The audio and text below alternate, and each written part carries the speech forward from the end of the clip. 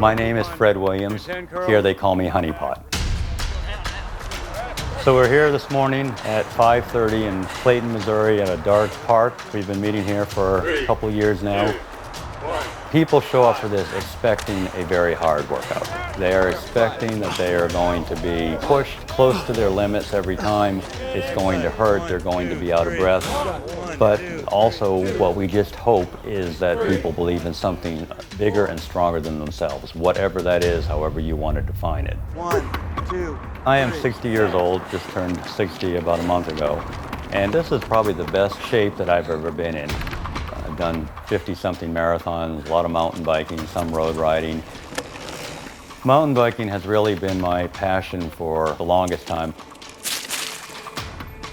How I think of Hopkins now is that I think it was really one of the highlights of my life. I'm a gastroenterologist. I practice in a suburb of St. Louis. More and more I have patients coming to me because they are interested in getting healthy. They have GI disorders, but I think people are starting to realize that a lot of the issues we have in this country are all about the diet. My diet is that for about the last 2, maybe 3 years now, is whole food plant-based eating, which basically means eating a plant-based diet but avoiding highly processed food, junk food. So basically eating fruits, vegetables, nuts, seeds, legumes, whole grains, natural plant-based food.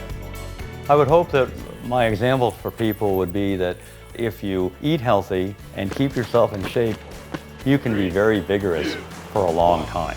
Recover, recover. Good job, guys. Thanks a lot, Honeypot. All right. Next exercise is starting position. Move.